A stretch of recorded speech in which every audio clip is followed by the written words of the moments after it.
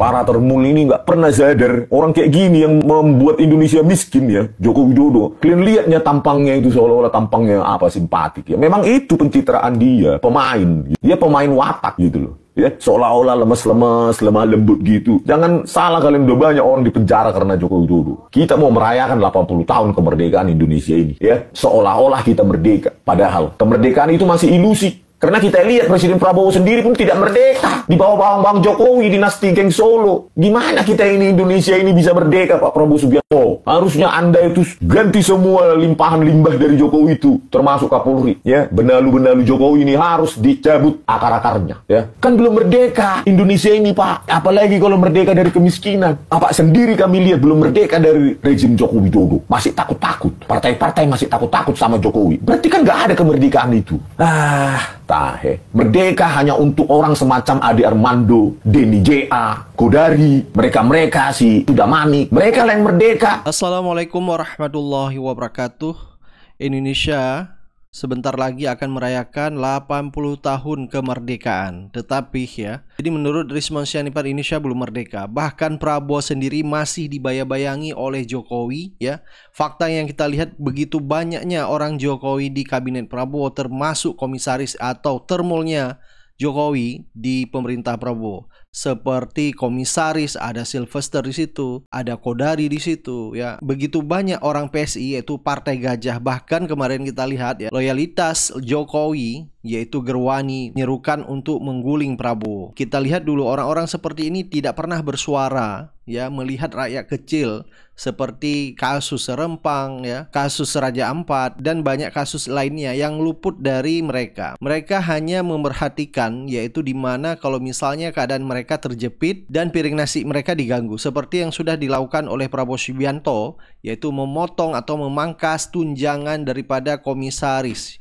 Dan rata-rata komisaris yang kita lihat adalah orang-orangnya Jokowi. Ini membuat pendukung-pendukung Jokowi ini alias termul marah sama Prabowo. Dan menurut Saididu, gerombolan penjilat dijadikan komisaris BUMN dengan gaji mencapai miliaran rupiah per bulan ya.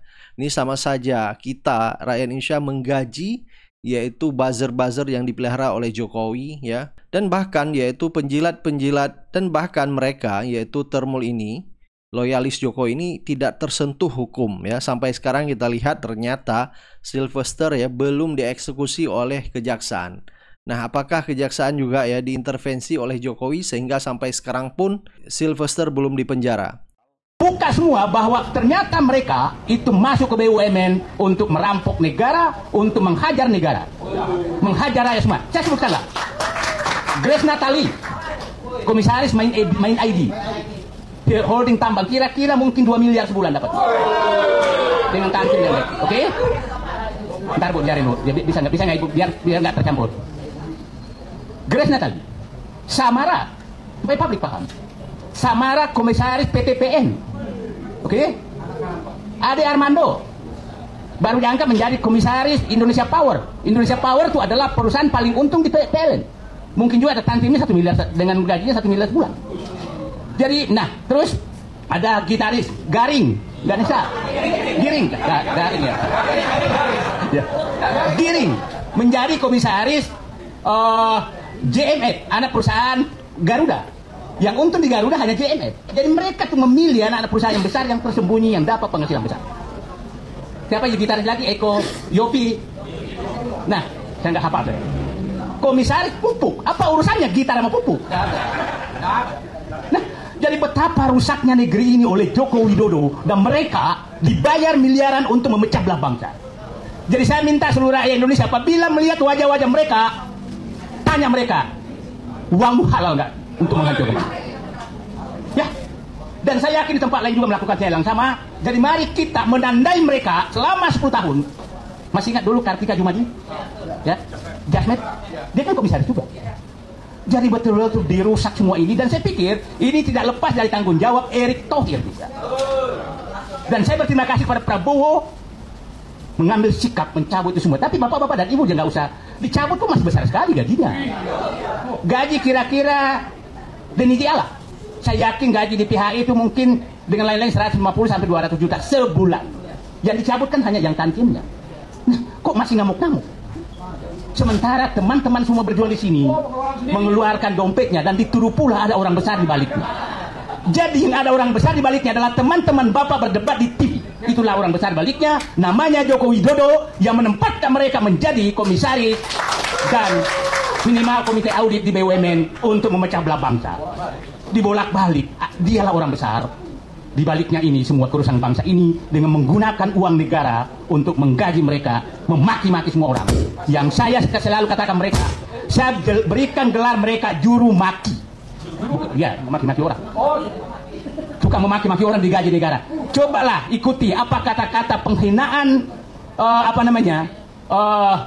Raja Juli, siapa Raja Juli, Menteri Kehutanan terhadap Prabowo. Apa kata-kata penghinaan siapa kepala kantor komunikasi presiden kepada Prabowo? Apa piagam diberikan Samara kepada Prabowo? Apa? Grace Natali. Tapi orang seperti ini kok digaji miliaran. Terus orang-orang yang berjuang seperti ini dianggap musuh. Saya pikir Presiden Prabowo mudah-mudahan melanjutkan jalan yang benar dengan dua tanda, yaitu memberikan abolisi kepada Tom Lembong dan mencabut kenikmatan berlebih pada komisaris BUMN. Dan saya berharap dilanjutkan dengan pemecatan mereka di BUMN. Pemecatan mereka di BUMN. Saya mengikuti proses ini. Jadi saya begini, saya kalau resah menghubungi semua yang saya kenal, saya bilang bisa nggak sih Presiden Prabowo mengurangi tantiem komisaris BUMN? Karena bayangkan itu komisaris bank itu kira-kira kalau ini dapat 5 miliar per bulan kalau jumlahkan. Dan jangan heran ada pengamat juga kerjanya cuma menjilat terus sudah 30 tahun pindah-pindah komisaris BUMN. Nah, aku hafal semua, jadi berhentilah kalian pura-pura idealis, karena aku tahu apa yang kau lakukan terhadap bangsa ini. Nah, tapi apa yang diambil Prabowo? Dia bilang cabut semua. Jadi saya hanya minta dikurangi, dia cabut. Itulah pemimpin. Dan saya harapkan Pak Prabowo semakin menjauh dari Solo itu semakin normal. Ya mudah-mudahan pertemuan kemarin ke Solo itu adalah keajaiban dunia. Presiden menghadap wakil presiden dengan gaya Pak Prabowo maju begini kayak staf ketakutan, dengan gajah jiblat depannya tangan di atas meja begini. Itulah rekayasa Allah menunjukkan bahwa kalian kutunjukkan bahwa arogansimu kepada seluruh rakyat Indonesia membuat rakyat Indonesia memperlakukan presiden seperti itu di depan keluarga dinasti Solo. Itu rekayasa Allah. Tidak ada yang bisa berkendak. Karena nggak mungkin kejadian itu, karena pasti diatur oleh protokol. Protokol di Prabowo pasti protokol istana, protokol keluarga Jokowi pasti protokol keluarga Jokowi, dan Allah memberikan kekeliruan kepada semuanya sehingga terjadi posisi duduk seperti itu. Dan itulah, jadi pada teman-teman semua tetap berjuang saja, nikmati prosesnya, jangan kecewa hasilnya. Di era Jokowi begitu banyak instrumen hukum yang dirusak oleh Jokowi, bahkan KPK dilemahkan ya. Menurut Ferry Amsari, kerusakan undang-undang KPK itu tidak mungkin bisa terjadi tanpa peran valid Jokowi. Bahkan di era Jokowi, BUMN saja diobok-obok hancur di era Jokowi. Coba kita lihat statement dari Ferry Amsari. Saya ingin menjelaskan satu poin penting apa yang diminta oleh Bang Saur. Yang lain saya tunda. Satu poin penting itu adalah kalau memang ini adalah political trial, siapa pelakunya? Buktikan dong. Nah, itu bagian yang saya mau ceritakan. Saya ingin ceritakan sebagai konsep bukti petunjuk. Bukti petunjuk itu ketika saya ke pasar jalan-jalan, ada penjahit yang menjahit kopiah, ada bintang 5-nya. Saya tanya, ini pesanan siapa? Bang Saur. Oh, teman saya nih. Pernyataan tukang jahit itu baru bukti petunjuk. Apakah benar pemesannya Bang Saur atau tidak? Forum ini memastikan bukti petunjuk itu dengan bukti bahwa kopiah itu ada di kepala Bang Saur. Saya mau ceritakan, apakah ada peran Pak Presiden Jokowi dalam kerumitan berhukum di Indonesia, terutama dalam pemberantasan korupsi?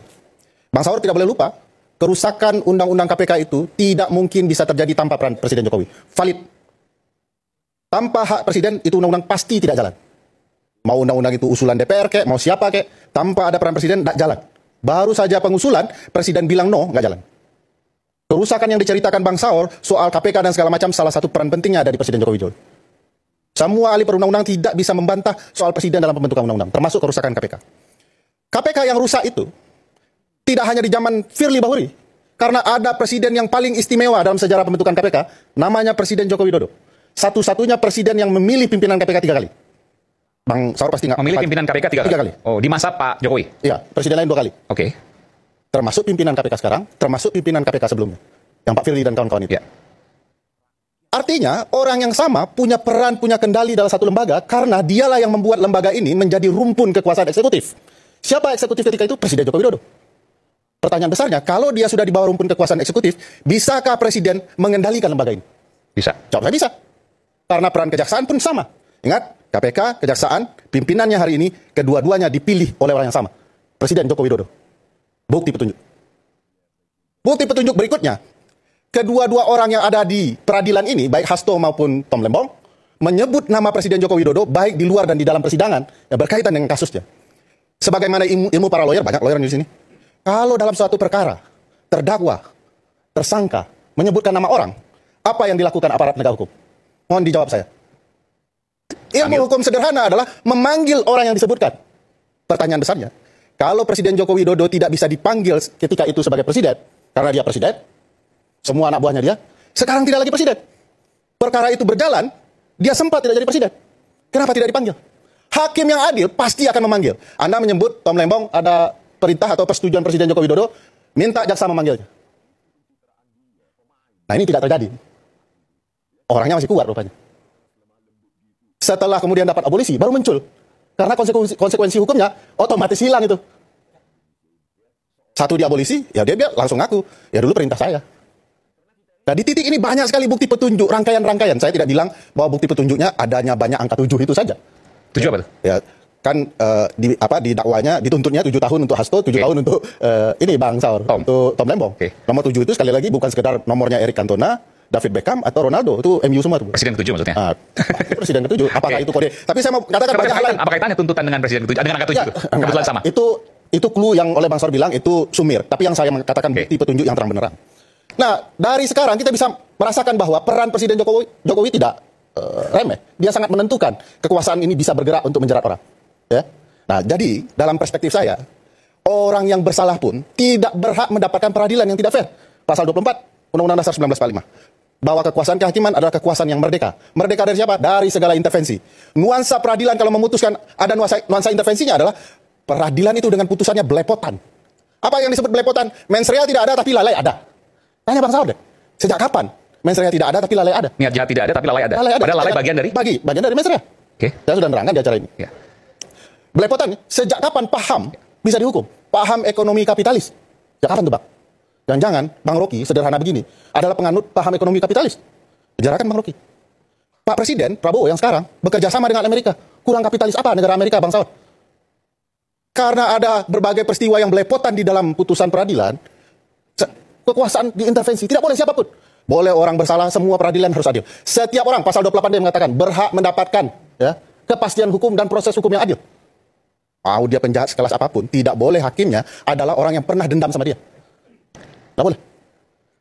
Tapi kadang-kadang Sylvester Matutina ini kayak overconfidence ya kata-katanya. Tunggu saja, nanti akan tersangka. Tuh baju orange dan lain-lain. Ya, hanya karena dia berada di sisi Pak Jokowi, dia itu apa? Ya, overconfidence ya.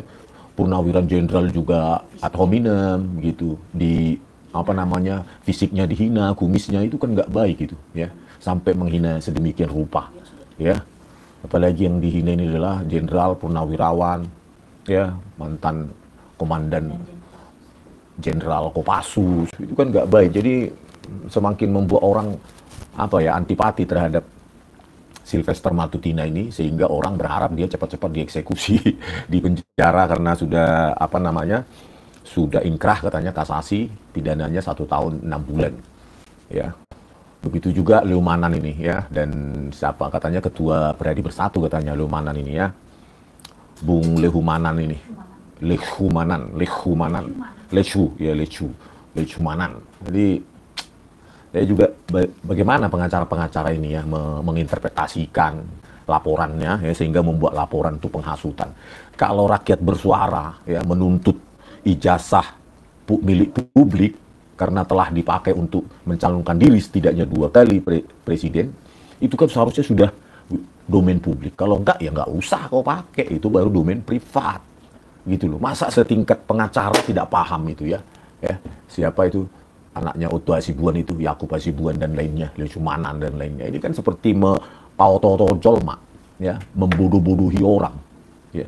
Harusnya kan setiap pejabat publik ya memang ijazahnya ya harusnya dalam domain publik, bisa diakses oleh publik. Karena apa? Karena dia telah menjadi pejabat publik, dibiayai oleh rakyat, pajak. Masa hanya karena membela Jokowi itu dibilang milik privat kan? Jelek sekali track recordnya, ya. Jadi jejak digital itu akan menghantui dia, ya. Menghantui dia seumur hidupnya. Biarin aja lah. Ya mungkin dia sudah sangat berharap mungkin menjadi menteri, apa boleh buat. Ya. Kembali ke topik. Ya, di sini Jokowi disomasi karena sebut orang besar di balik polemik ijazah Joko Widodo, ya. Ini saya bingung, ya. Joko Widodo ini ya seharusnya sebagai presiden itu punya wisdomnya itu, ya, apa pola pikirnya seharusnya di atas rata-rata, di atas di atas baku kita lah, rata-rata kita sebagai rakyat biasa. Tetapi dia ya menuduh kami mencemarkan nama baik, memfitnah dan dilaporkan ke Polda Metro Jaya. Tapi dia juga menuduh kami, masalahnya memfitnah kami seolah-olah kami itu pion politik dari orang besar, ya, yang memainkan perannya sehingga kami menjadi orang suruhan dari orang besar tersebut. Ini kan fitnah ini, gitu. Fitnah yang keji dituduhkan oleh Joko Widodo. Padahal dia mantan presiden. Harusnya kan cara yang bijak, tinggal ditunjukkan ini memang ijazah saya. Saya pakai mulai dari wali kota, gubernur DKI, presiden, inilah dia. Karena hidup saya sudah dibiayai oleh rakyat, maka saya hutang budi pada rakyat untuk menunjukkannya. Maafkan saya. Karena selama ini saya nggak mau menunjukkannya. Padahal sudah 2 anak manusia di penjara, Gus Nur dan Bambang Tri. Ya, selamat Bang Gus Nur, ya, Pak Gus Nur, ya, di Malang, ya, telah mendapatkan amnesti, ya. Sebenarnya patut ya ganti rugi itu Joko Widodo, ya, patut dituntut ganti rugi karena ya pada saat persidangan, ya, pengacara dari Bang Gus Nur maupun Bambang Tri itu kan menuntut supaya ijazah asli Joko Widodo itu ditampilkan di persidangan, tapi jaksa tidak berani menampilkan, tidak berani menyita, ya. Saat itu akhirnya mereka dipenjara bermodalkan ijazah fotokopi legalisir, ya, sama seperti ketika Jokowi mencalonkan diri mulai dari KPUD Solo, KPUD DKI dan KPU, modalnya fotokopi legalisir. Nggak pernah ditunjukkan ijazah aslinya itu, analog itu kepada KPU, KPUD, ya. Inilah bahayanya, harusnya disita dulu, ya, di KPUD public expose ditunjukkan ijazahnya, harusnya begitu, ya. Ya, inilah Jokowi disomasi karena menyebut orang besar di balik polemik ini. Jadi menganggap kami nobody, ya, kami nothing, ada orang yang menggerakkan orang besar, ya, orang politik dengan warna baju biru, Dermawan, Darmawan, ya, menuduh. Tadi juga Lirmanan juga masih begitu, ya, bahkan menyebutkan nama Roy Suryo. Kenapa mereka apa? Ya, kalau mereka sedemikian yakinnya ijazah Jokowi itu asli, harusnya kan ini, ya, Lirmanan, Sylvester Matutina, maupun pengacaranya itu Rifai, Yakub Hasibuan, ya bujuklah klienmu, tunjukkan gitu loh, karena ijazah itu sudah domain publik, gitu kan. Rakyat punya hak untuk mengetahui karena 2 kali jadi presiden diangkat menggunakan ijazah itu, maka kertas suaranya insinyur, gitu loh. Ya, jadi kan seperti inilah akhirnya, ya kan. Jokowi merasa buretan, ya, menuduh sana sini saking paniknya.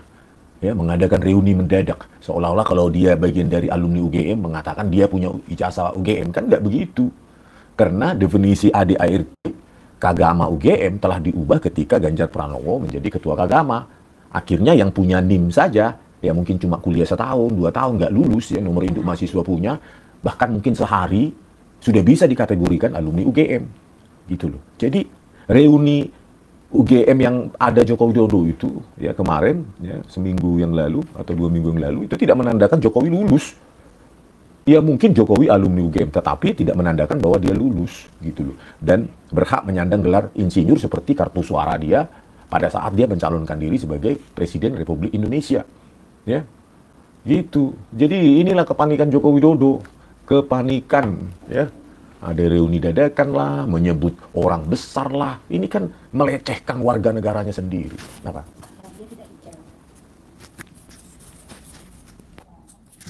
Udah. Ya kan? Melecehkan warga negaranya sendiri. Kami kan warga negara yang pernah dipimpin oleh Joko Widodo dan bahkan saya memilihnya tahun 2014. Saya pikir confirm lulusan Fakultas Kehutanan UGM, ya, sudah terverifikasi oleh UGM, ternyata zong, ya, ternyata zong. Nah inilah ya kita tuntut supaya ya terus terang gitu loh. Ya, jangan lagi menyebut-nyebut orang besar melibatkan politik, orang politik, bohir, orang besar. Inilah akhirnya kan disomasi, gitu. Ya kan? Akhirnya disomasi. Nanti kalau nggak minta maaf, ya Pak Jokowi tidak minta maaf, ya akhirnya Anda akan dilaporkan. Lebih baik sekarang minta maaf saja, gitu loh. Karena saya lihat kekuatan Anda sudah semakin meredup, ya, dengan apa namanya diberikan amnesti dan abolisi kepada Pak Tom Lembong dan Pak apa? Pak Lembong dan Pak siapa sih? Hasto, ya. Tom Lembong dan Hasto, ya, yang menjadi musuh politik Anda dan diberikan amnesti dan abolisi itu sudah sinyal yang kuat, ya, membuat termul panik, ya, bahkan ada narasi-narasi apa namanya untuk mengelengsarkan, memakjulkan Prabowo Subianto, youtuber apa itu ya, termul itu ya, kok begitunya ya, karena diberikan apa namanya amnesti dan abolisi. Malah mereka sekarang menggaungkan untuk memakjulkan Prabowo Subianto. Nah, sekarang kelihatan ya, termul ini justru inilah yang ingin memakjulkan Prabowo Subianto. Gitu. Mereka lebih pro kepada Jokowi yang mantan itu daripada presiden incumbent. Ini bahaya ini Pak Prabowo Subianto. Ya. Ya. Bahaya, ini perlu diantisipasi pergerakan termul ini. Gitu. Karena mereka lah sebenarnya yang menciptakan instabilitas. Ya, saking fanatik butanya, saking apa namanya hadiah jabatan komisaris, ya, wamenko dan lainnya. Ini harus segera dirombak ini Pak Prabowo Subianto, ya.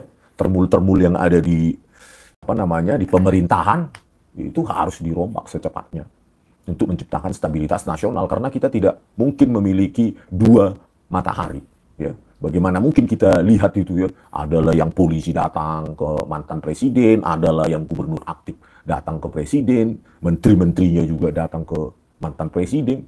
Ini kan termul ini perlu dibersihkan. Ya. Iya, seolah-olah presiden sekarang masih Joko Widodo, ya. Makanya dia apa namanya dengan gampang, ya. Sekarang ini kan dia masih merasa di atas hukum. Ya, dia masih dengan enteng, ya, mengatakan ada orang besar di balik polemik ijazah palsu Jokowi ini, ya. Padahal yaitu ya cuma fitnah ya Pak Jokowi, ya. Anda tahu pasti itu fitnah, tetapi Anda ingin menggiring ini ke apa namanya medan peperangan ilmiah, ya, menjadi medan politik, gitu. Ini yang Anda inginkan, ya. Padahal dengan gampang sih seharusnya kalau Anda memiliki jasa asli itu nggak perlu, ya, Anda memecah belah bangsa, ya. Mau apa terus termul Anda itu, buzzer Anda itu bergerak terus, ya, dibayar atau tidak kita nggak tahu. Ya, padahal dengan apa namanya kenegarawanan harusnya itu bisa Anda selesaikan dengan cantik. Tetapi Anda memilih jalur rumit, jalur bayar pengacara, jalur lain-lain, jalur fitnah. Ya. Anda beruntunglah Jokowi, ya, karena Anda mantan presiden. Jadi segampang itu Anda menuduh kami Anda yang menggerakkan, ya, ada orang besar dan lainnya. Padahal ya lebih baik menurut saya Anda minta maaf, itu tarik kata-kata Anda gitu. Karena saya lihat ya tim hukum beserta Pak Roy Suryo itu sangat konsisten, ya, sangat komit gitu untuk melaporkan Anda bila Anda tidak meminta maaf, ya kan. Sekarang minta maaf aja, cabut kata-kata Anda. Jangan mentang-mentang Anda mantan presiden, ya, lomom-lomom suka-sukamu untuk apa ya, mentang-mentang Anda masih banyak jutaan buzzer dan termul, langsung Anda suka-sukamu untuk menuduh, gitu. Ya. Kalau Anda tidak menuduh, memfitnah, sebutkan namanya langsung, itu baru gentleman. Tapi memang jiwa gentlemanmu itu memang nggak ada, gitu loh. Ya, jiwamu itu memang pengecut. Kalau berani sebutkan siapa orang besar itu, head to head dengan orang besar itu, sebutkan. Gitu loh. Ya. Gitu. Baru gentleman. Makanya lebih baik cabut omonganmu itu, ya Pak Jokowi, cabut, minta maaf, konvers besok. Nggak tahu berapa kali 24 jam diberikan waktu oleh Bang Kozinuddin, ya Bang Petrus dan Pak Roy Suryo. Saya nggak tahu berapa kali 24 jam memberi mereka waktu. Saya yakin mereka, kalau Anda tidak minta maaf Pak Jokowi, maka mereka akan melaporkan Anda ke Polda Metro Jaya atau ke Barreskrim sekalipun. Ya. Jadi makanya hati-hati, ya, karena Anda kan yang melaporkan kami, memfitnah, ya, melaporkan kami, melakukan pencemaran nama baik, padahal itu hak kami seharusnya untuk memaksa Anda menunjukkan ijazah yang Anda pakai sebagai presiden, calon presiden. Hak kami itu. Karena selama jadi presiden, Anda telah menggunakan keringat kami. Ya. Walaupun kecil pajak kami, tapi kami berkontribusi untuk membiayai Anda selama jadi presiden, keluarga Anda, naik pesawat Anda, keliling Indonesia, keliling dunia. Itu kan pajak kami semua itu. Ya. Bisa Anda satu hari waktu jadi presiden 5 kota mungkin, 5 provinsi. Itu kan semua keringat kami. Makanya ijazahmu itu jadi ijazah publik. Itu. Kalau termul, ya memang nggak masuk otaknya. Karena ya berbasis bansos hidupnya. Gitu. Ya. Hak kami itu sebagai rakyat. Negara yang demokratis. Ya. Bahkan seperti Filipina, India, Malaysia. Itu ijazah presidennya milik publik. Kok dibilang itu hak privasimu? Itu hak publik. Gitu loh. Saya yakin Pak Prabowo Subianto setuju dengan saya, statement saya. Ya ijazah yang kau pakai sebagai jabatan publik udah menjadi milik publik. Kok orang yang mempertanyakan ijazahmu malah kau penjarakan? Gitu loh. Apa kata dunia ini? Negara apa ini? Demokrasi apa seperti ini? Ya, padahal hak kami untuk mengetahui ijazahmu. Gitu loh. Tapi Anda merasa diri tercemar, direndahkan sehina-hinanya, diinikan serendah-rendahnya. Basic kami sains, makanya kami susun buku itu. Gitu loh. Supaya Anda warisan nanti ya ini akan menjadi buku yang selanjutnya terus diingat oleh generasi ke depan. Ya, buku itu. Gitu. Kalau memang Anda keberatan dengan buku yang kami susun, ya panggil ahlimu. Gitu loh. Anda punya banyak duit, bisa di-hire 1000 ahli untuk membantah buku itu. Atau sebelum buku kami terbit, ya buat buku. Gitu loh. Yang menyatakan secara forensik digital, bla bla, forensik analog, ijazahmu asli. Proses akademik yang Anda lalui di UGM sudah benar-benar untuk mendapatkan ijazah sarjana. Kan gitu. Karena kami sains. Gitu loh. Nggak ada hak Anda untuk melarang kami. Karena apa? Ya sebenarnya ijazahmu itu udah milik publik, milik rakyat sudah. Gitu loh. Ya kan? Nggak malu sama Dr. Muhammad Hatta. Ijazahnya dipajang di Erasmus University. Ya, Erasmus University di Belanda. Ya, itulah kualitas pemimpin. Kualitas pemimpin yang top dunia. Ya, kalau Jokowi memang top juga dalam hal korupsi, OCCRP. Itu ketika OCCRP mengumumkan Anda kandidat pemimpin terkorup versi OCCRP, kandidat nomor berapa? Nomor 2 atau nomor 3. Kenapa nggak Anda bilang, saya direndahkan serendah-rendahnya? Itu pemimpin terkorup loh Anda. Dan itu legasi yang dibaca dunia. Ya kan? Harusnya saya akan tuntut, karena saya sudah dihina sehina-hinanya, direndahkan serendah-rendahnya. Tuntut itu OCCRP. Suruh pengacaramu itu mengantarkan tuntutan di Belanda sana. Ajak Sylvester. Sylvester sudah disel ya? Ajak itu Yakub Hasibuan itu, Rifai, sama Pangaribuan itu, menuntut OCCRP gitu loh. Bahwa Anda sebenarnya pemimpin bersih, pemimpin tidak korup, gitu. Uang Anda ya cukup dari gaji aja. Gaji Anda itu, nggak ada uang di banker, nggak ada untuk bagi-bagi bansos setiap hari di Jalan Kutai Negara nomor 1, Kutai Utara nomor 1. Uangnya entah dari mana itu. Ya, kalau Anda bersih, tuntut itu. Itu mempermalukan Anda seluruh dunia. OCCRP, ya, pemimpin terkorup nomor 2 di dunia. Ya kan? Harusnya Anda malu itu semalu-malunya. Bukan karena kami. Kalau kami kan cuma masalah ijazah. Lah Anda dituduh pemimpin terkorup kok anteng-anteng saja, senyum-senyum saja. Itu terkorup sedunia. Bayangkan itu. Semua negara di dunia tahu Anda pemimpin terkorup. Versi OCCRP. Kok nggak marah? Malah Anda pelongok-pelongok gitu loh. Ya cengengesan gitu loh. Ya, biar tahu rakyat Indonesia malu. Kok Anda nggak malu? Rakyat Indonesia malu punya pemimpin terkorup. Nomor 2 atau nomor 3 OCCRP. Malu. Ya, tapi Anda sendiri nggak malu sama keluarga kamu. Kami rakyat aja malu. Gitu loh. Anda begitu dipuja oleh Termul, dipuja oleh Sylvester Matutina, pemimpin tidak korup katanya. OCCRP itu tuntut kalian. Ya. Jokowi kan pemimpin terkorup versi OCCRP. Ya tuntut. Pencemaran nama baik lah, apalah segala, taruh pasal-pasal apa itu. Pasal-pasal di dunia. Apa nggak sanggup Parcok memenjarakan OCCRP? Kepolisian Indonesia nggak bisa ke sana menangkap OCCRP itu. Itu loh. Malu gitu loh. Kami aja pun malu. Kami sebagai rakyat Indonesia, kami pikir 2014, wah kita akan pilih kayaknya orangnya sederhana ya.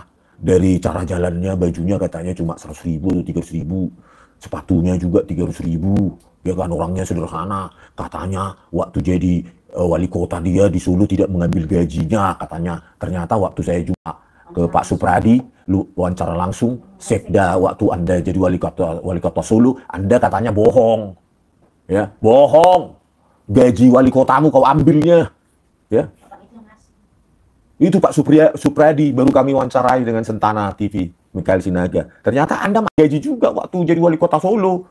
Dulu waktu kampanye atau apa lah, kampanye itu nggak ada gajinya, nggak makan gaji katanya. Ternyata ya butuh gaji juga Anda, bukan malaikat. Ya.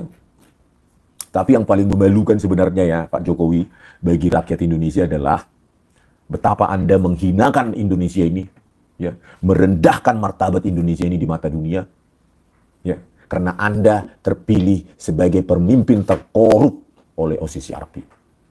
Itulah yang paling membuat kami hina. Bangsa ini menjadi hina, martabat bangsa ini menjadi terhina serendah-rendahnya karena Anda. Kalau Anda benar, coba buktikan dari mana uangnya Kaisang itu bisa beli ratusan miliar, beli saham. Coba dari mana? Jelaskanlah dulu. Apakah benar dari sang pisang atau dari martabak? Dari mana coba uangnya? Ratusan miliar. Benar nggak? Ya menurut Gibran.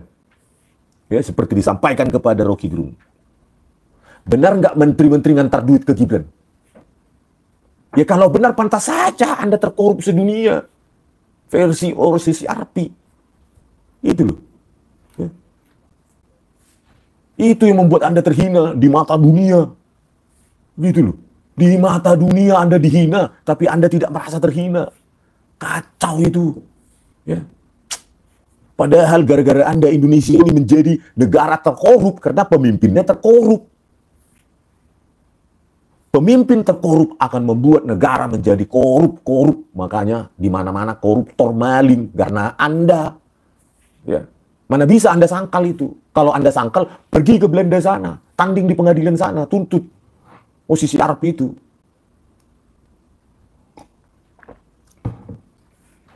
Ya. Padahal cita-cita reformasi 1998 di mana saya di antara ratusan ribu mahasiswa, saya salah satu yang panas-panasan mendemo ya supaya ada orde reformasi.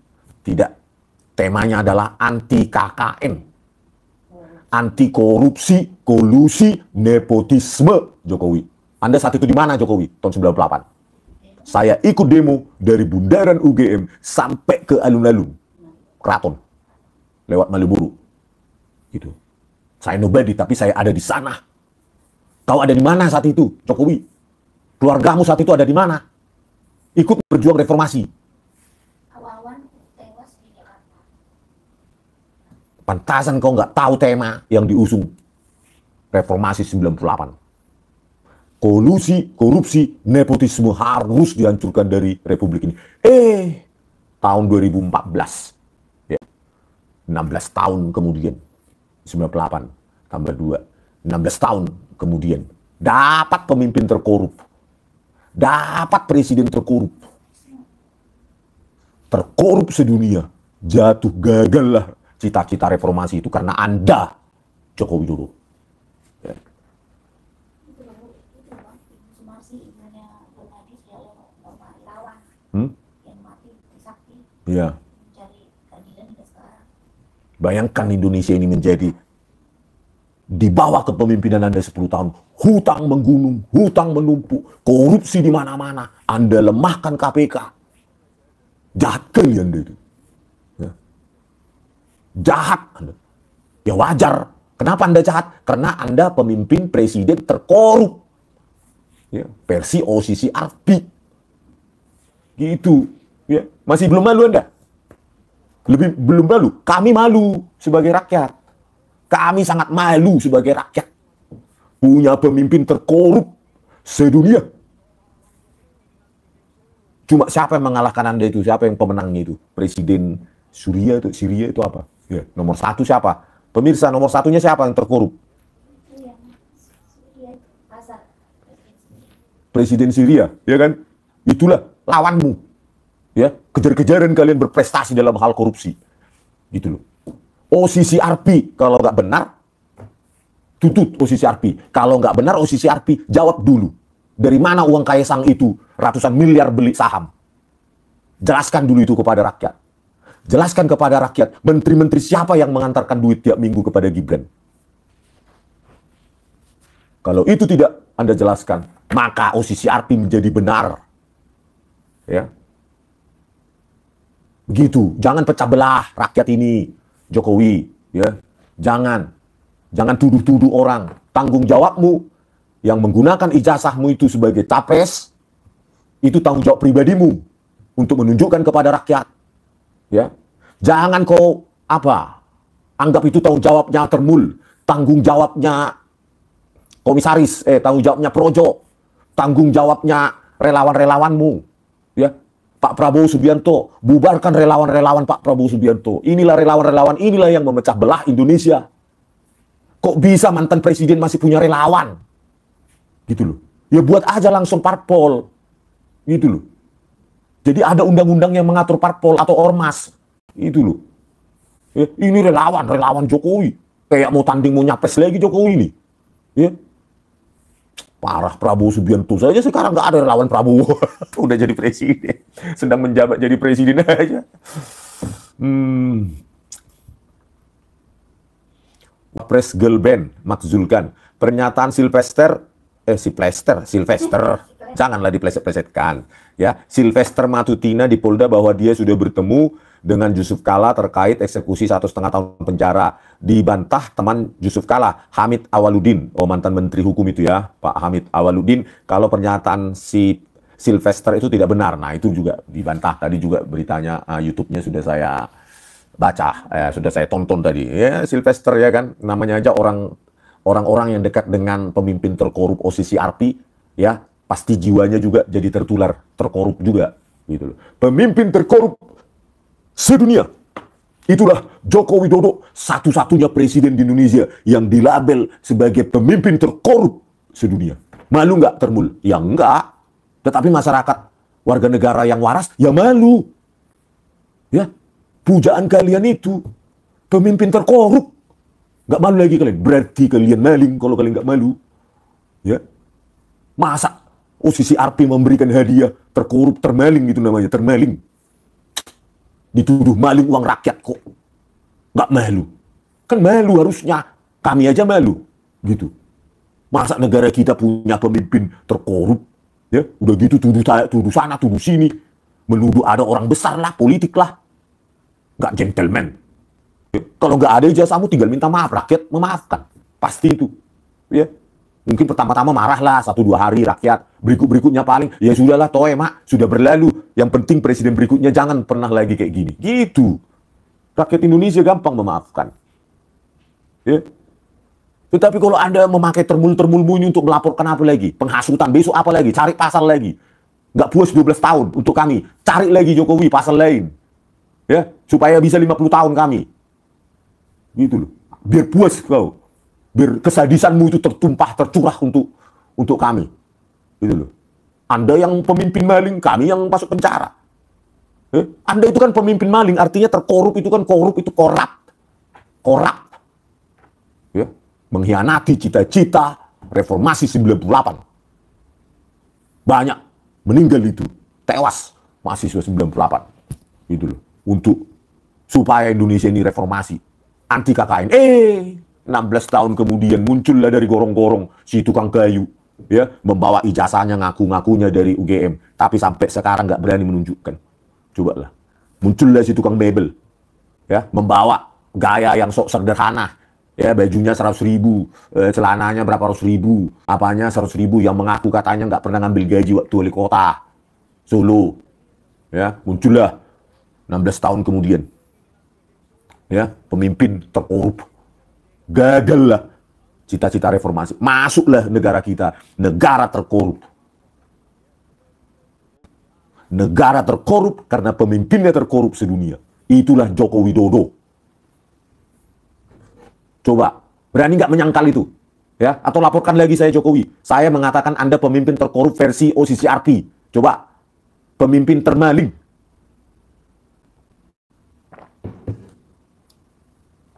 Kami aja sebagai rakyat malu. Mau dibawa kemana Indonesia ini? Ya, hutang menggunung, 1 juta sarjana menganggur, pekerjaan nggak ada. Ya karena maling, korup semua sistem itu. Anda buat 10 tahun korup, Anda sandera orang-orang, pejabat-pejabatmu itu korup semua, pesta pora semua, makan uang rakyat. Sisanya adalah beban rakyat. Setelah Anda memimpin 10 tahun, yang tersisa adalah beban rakyat, kemiskinan. Hutang 8.500 triliun. Harus dibayar oleh keringat rakyat. 800 triliun lebih tahun 2025 ini. Karena Anda pemimpin terkorup.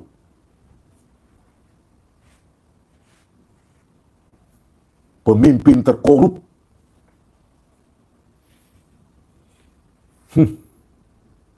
Parah. Nggak ada malu-malumu.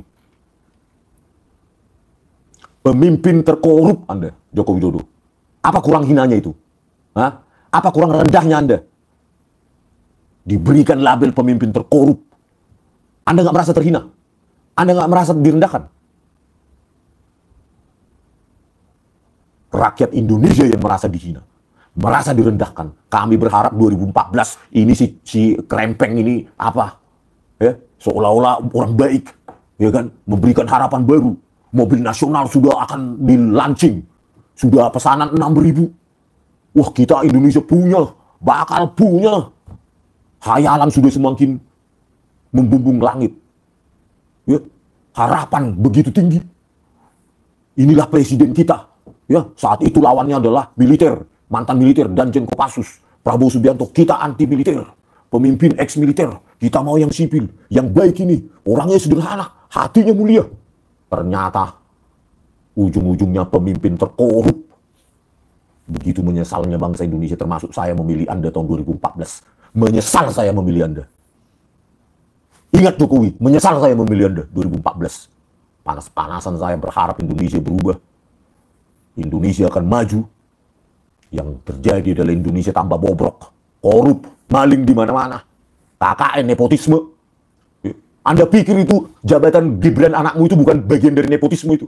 Memangnya dia udah anak bangsa terbaik itu untuk menjadi wakil presiden? Kalau bukan KKN, nepotisme dengan Paman Usman, dari manalah dia bisa masuk? Prestasinya apa rupanya? Jual martabat. Masa orang seperti itu layak menjadi orang nomor 2 yang tugasnya berat? Gitu loh.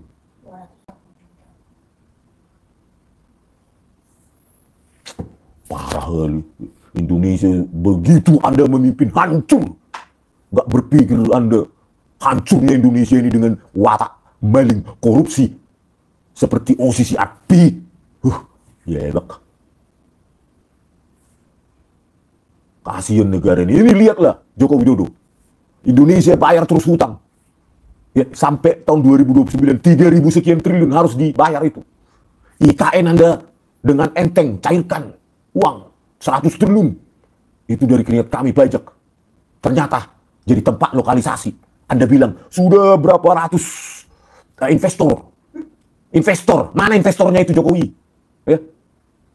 Nanti saya laporkan aja itu. Ya. Dugaan penyebaran berita bohong. Ya kan? Jokowi waktu jadi presiden mengatakan sudah ada investor antri ke IKN. Ternyata sekarang cuma jadi lokalisasi. Lokalisasi yang dibiayai rakyat, yaitu 100 triliun IKN. Pusat lokalisasi.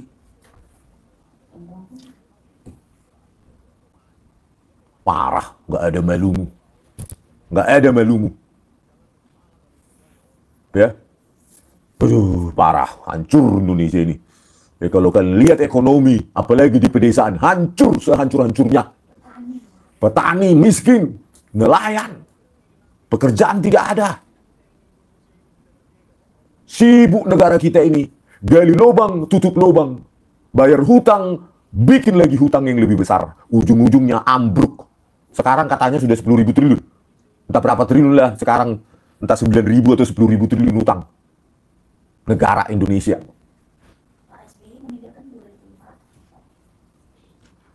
Cahyanti Bang Rismon orang pintar ketipu Mulyono. Bukan, saya dulu menganggap dia benar lulusan UGM. Karena saya merasa, waduh, alumni UGM nih, gue coblos dah. Gitu, Bu. Apalagi mau diluncurkan mobil nasional, SMK 6.000 pesanan. Kan ditayangkan di Metro TV dan lainnya itu ya. Udah ada pesanan 6.000 pesanan SMK. Ternyata bohong. Gampang kali bibirnya berbohong. Sekarang 6.000 kemana itu? 6.000 SMK itu.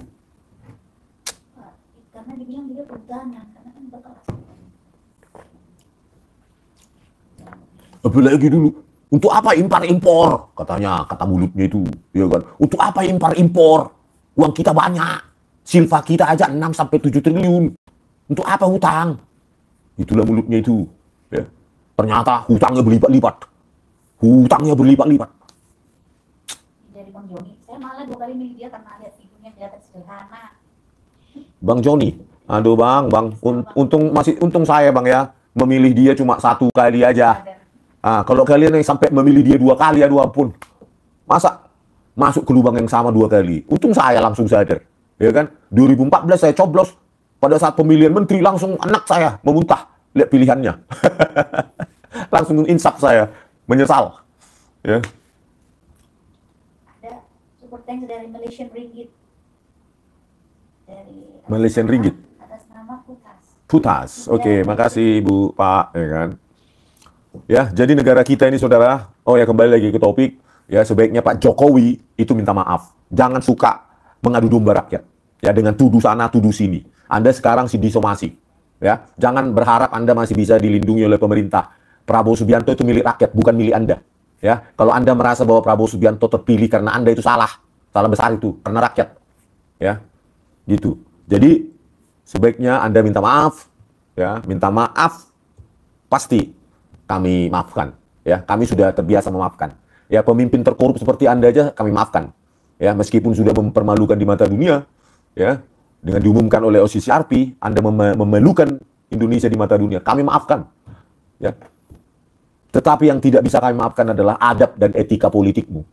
Sebagai presiden incumbent kau, nggak ada etika, adab politikmu. Anakmu nyalonkan diri. Kalaupun harusnya ada yang meminta-minta supaya anakmu mencalonkan diri sebagai wapres, harusnya kau tolak. Demi adab, demi etika, demi generasi ke depan, biar jangan dicontoh. Itulah namanya seorang presiden. Bisa menolak. Demi NKRI. Berpikir nggak itu, Jokowi? Berpikir nggak ke depan Indonesia ini? Ya, kalau dicontoh presiden berikutnya, ya kan? Presiden berikutnya meniru Anda. Atas nama, rakyat kok yang memilih. Anaknya wapres, terus mantunya nanti menyalonkan gubernur, terus nanti ponakannya, cucunya. Itu akan ditiru, presiden buruk bagi seluruh rakyat Indonesia. Kalau seperti itu, pikirkan harusnya dulu itu. Negara ini bukan milikmu. Negara ini bukan milikmu, Jokowi. Kepolisian itu bukan milikmu. Nggak bisa kau atur-atur. Mereka dibayar rakyat. Hanya karena kau yang memilih Kapolri, bukan berarti itu milikmu. Mereka tetap dibayar oleh rakyat. Pak Prabowo Subianto, pesan kami sebelum ini, ya, 12 hari menjelang kemerdekaan Republik Indonesia yang ke-80. Saya tanyakan dulu kepada Pak Prabowo Subianto, apakah Bapak sekarang merasa merdeka? Kalau Bapak belum merdeka menentukan menteri, Kapolri, jaksa, Jangan harap rakyat merdeka juga, Pak. 80 tahun Indonesia ini sudah merdeka, didirikan oleh darah keringat pahlawan kita. Bapak dulu harus merdeka, baru kami. Kalau Bapak masih terkekang, tersandera, baik utang budi, utang apa, kepada Jokowi, berarti Bapak belum merdeka sebagai presiden. Itu yang kami khawatirkan. Ingat loh Pak Prabowo Subianto, Bapak sudah tua. Usia tidak bisa kita sangkal. Kalau ada apa-apa dengan Bapak, meskipun kami tidak berharap itu, tetapi worst case scenario, ingat Pak, siapa yang akan melanjutkan? Gibran itu yang paling kami khawatirkan. Si Gibran itu jadi presiden, itu yang paling kami khawatirkan. Dia tidak kompeten memimpin 280 juta ini. Itu yang kami khawatirkan Pak, bukan karena kami menjilat. Tapi kami sayang Republik ini. Ada darah dari keluarga kami yang tertumpah di sini Pak, mendirikan Republik ini. Secepatnya benahi Republik ini Pak. Kami tidak mau ya orang ya yang tidak tunduk aturan konstitusi, dia yang memimpin, dia tidak punya kompetensi juga. Ingat Pak Prabowo Subianto, bagaimana nanti kalau tiba-tiba Bapak ada apa-apa? Si Gibran itu yang memimpin kami.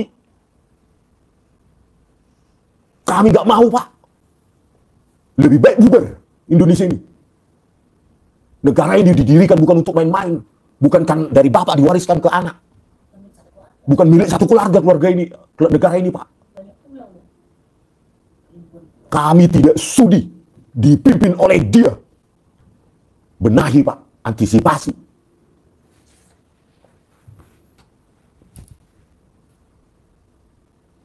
Pak Prabowo Subianto, 12 hari menjelang kemerdekaan Indonesia.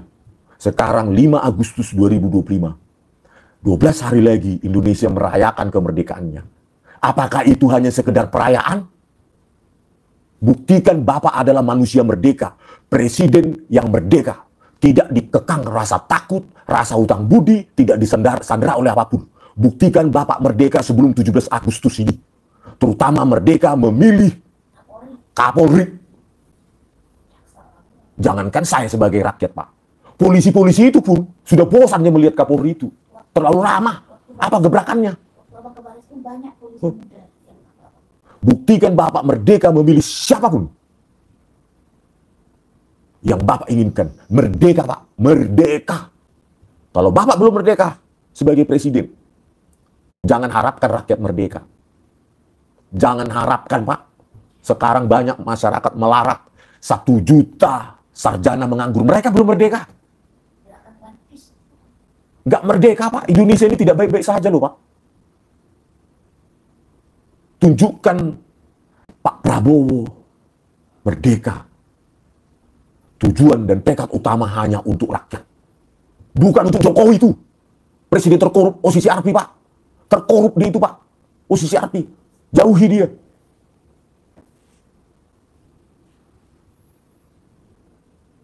Oke pemirsa, sekian dulu. Saya sudah 57 menit.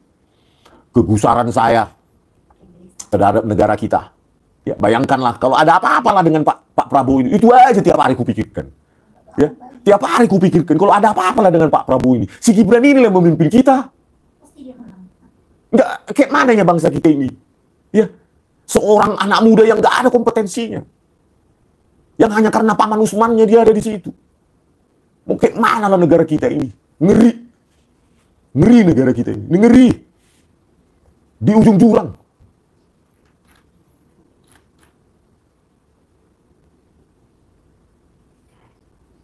Ngeri bro.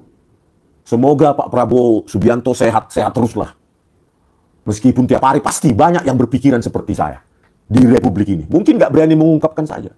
Ya kan? Tapi pasti jutaan anak bangsa berpikir yang sama seperti saya. Jangan sampailah Pak Prabowo Subianto ini ada apa-apa dan diambil alih oleh Gibran. Berdoalah kita bersama supaya diselamatkan bangsa ini dari keluarga Jokowi itu yang haus kekuasaan. Meskipun anaknya sangat nggak layak duduk di RI 2. RI 1000 pun nggak layak itu. Pak Prabowo Subianto antisipasi hal ini. Jangan sampai Pak, ya, bangsa yang sudah didirikan ini dengan susah payah, darah, keringat, menjadi bubar. Selesai di 80 tahun. Kami nggak butuh jabatan, Pak. Kami nggak butuh jabatan. Kami ingin punya presiden yang jujur, berintegritas, berani mati untuk rakyatnya, dan syaratnya harus presiden yang merdeka. Sebelum kita merayakan 17 Agustus ini, ulang tahun Indonesia, kemerdekaan yang ke-80, kami ingin presiden yang merdeka. Terima kasih pemirsa, itulah keluh kesah saya, kegundahan saya setiap hari, ya. Semoga Pak Prabowo Subianto sehat selalu, ya. Jangan sampai ada kejadian sehingga Gibran ini yang menjadi presiden atau pengganti presiden. Mau gimana lah Indonesia ini? Kalau mulutnya si penjilat Adi Armando, ya itu wapres terbaik. Kemana Dr. Muhammad Hatta? Kemana Pak Trisno dan lainnya? Aduh, kacau itu mulut, ya. Sampai jumpa di video kami selanjutnya.